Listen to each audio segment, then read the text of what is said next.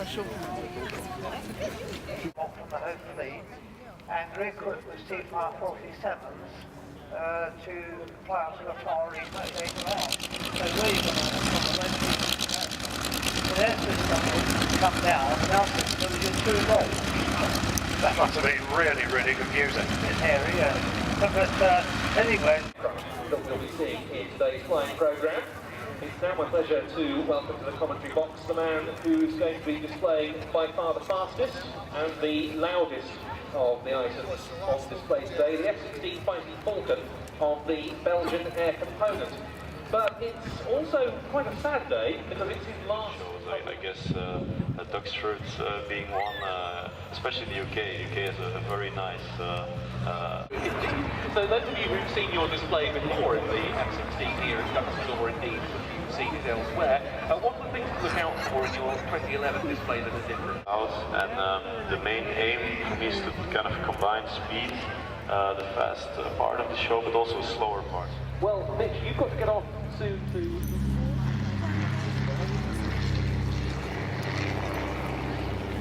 Of Duxford's own Sally B, and this aircraft, of course, not an unfamiliar sight around these parts, as Ben was saying.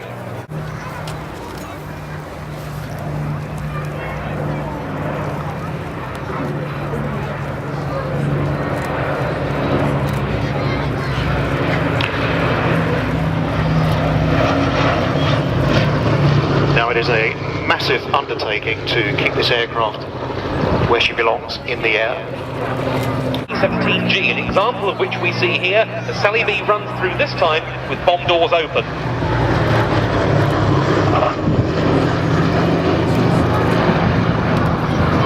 In the early stages of the conflict, jet-powered F-80 shooting stars were in fact replaced in service with some frontline units with the more fuel-efficient F-51 Mustangs. Mustangs were also longer range.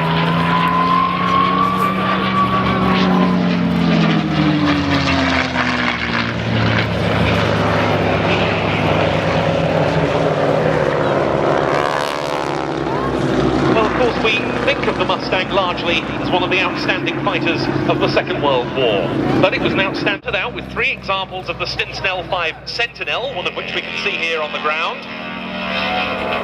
and a single T6 based at Taichung. On their first day of operations, the crew of the T6 used their radios to call phosphorus or smoke rockets, the pilot being aided by a US Army observer in the rear, and at least one of these so-called...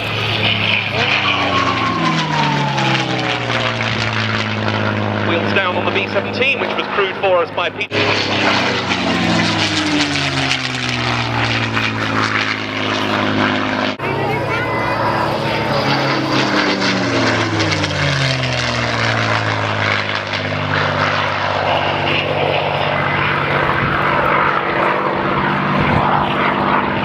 Legends, it was repainted in his personal colours, hence the codes it wears.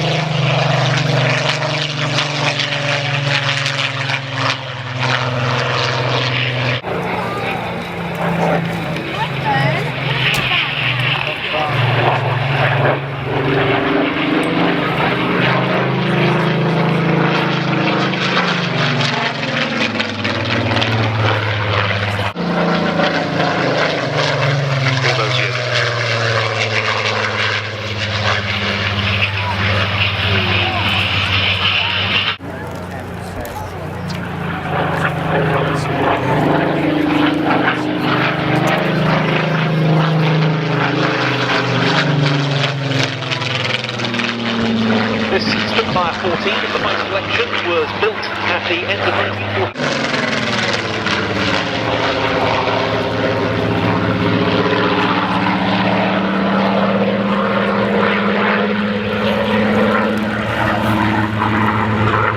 There are many tales of the Mosquito Squadron in Korea, one of the most notable.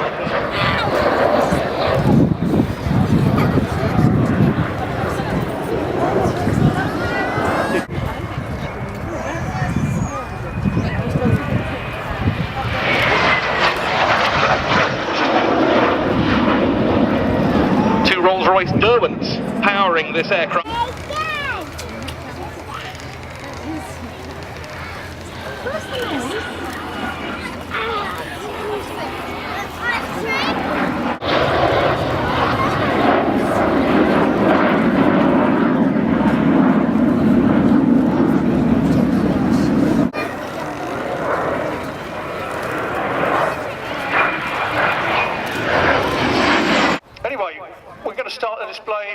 once the Meteor is cleared. Led by Jeff Milsom. Jeff flies for BA, but in a previous life was a Phantom pilot. He's accompanied by Mike Vasey, known to some of you from his attachment to Vintech, and then by Peter Benest, who's also a former airline pilot.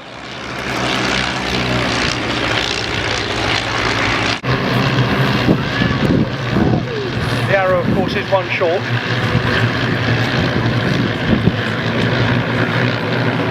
And unfortunately, one of our aircraft couldn't come up from White Waltham this morning.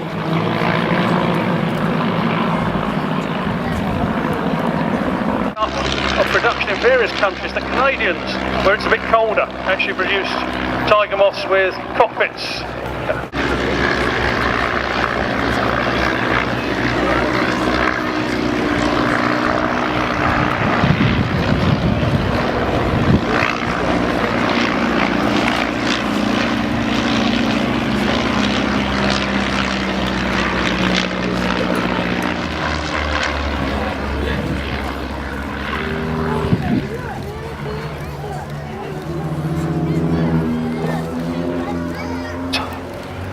Tiger 8, or the Duxford pensioners maybe you call them, as they're all over 80, or nearly 80 rather.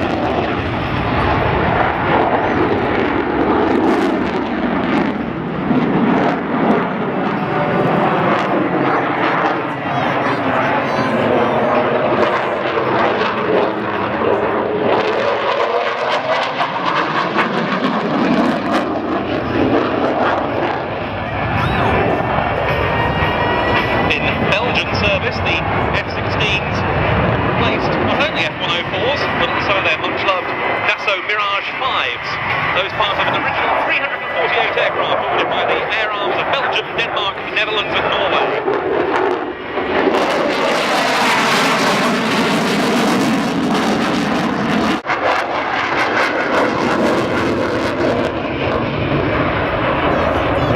Down to just 280 knots, and he's doing that at about 500 feet.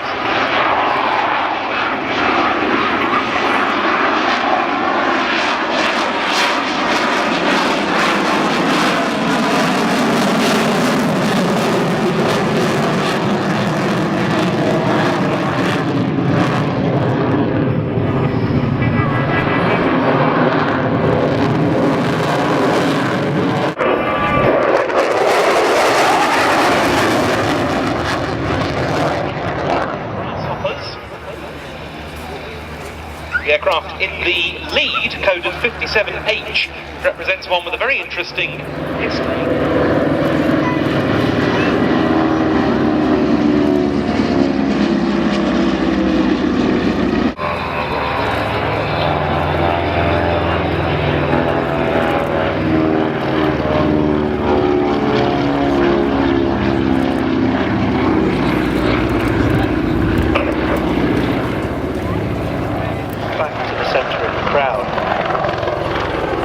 This is the quickest way of reversing the direction of any helicopter, and also the standard way of approaching a ship by a frontline pilot.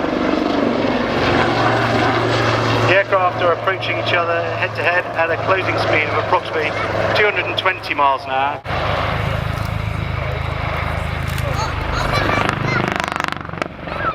operate in close confines and a maritime position, certainly on the back of a ship.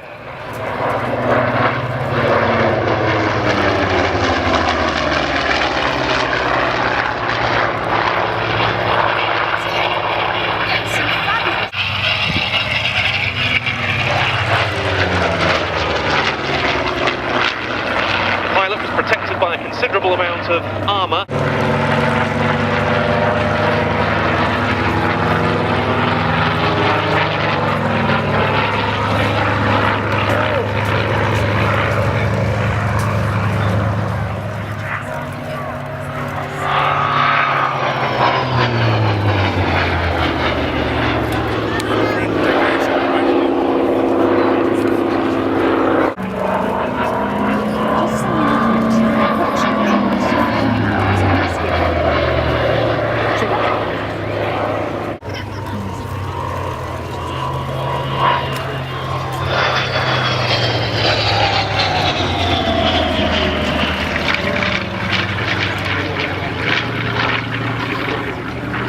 Fleet of vintage aircraft operated by the Real Aeroplane Company. Next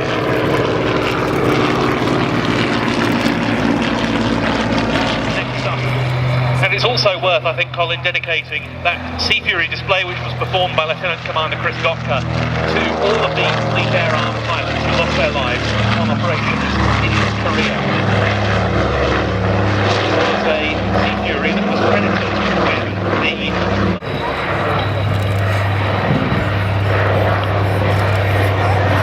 Now don't be fooled, ladies and gentlemen, because this isn't a flying boat. Nor is it a seaplane. It is in fact an amphibian, because it can operate from the land as well as the sea.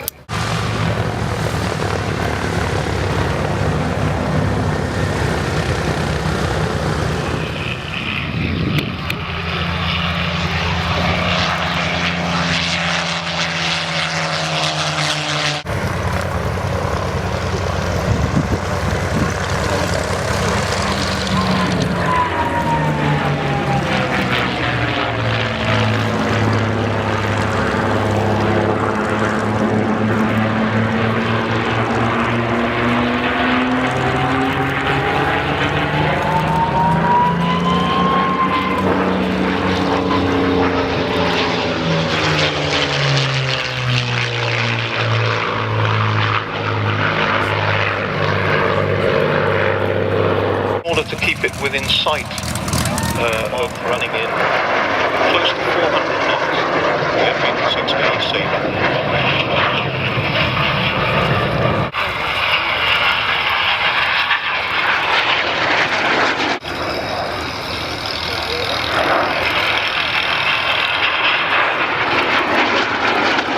It was based at March Air Force Base for about 3 years or so till it was superseded by the E model. Look at that, isn't that beautiful?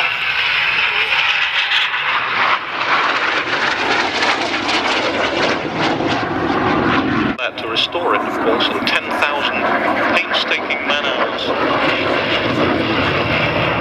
to sort of put this lovely aeroplane back in the air.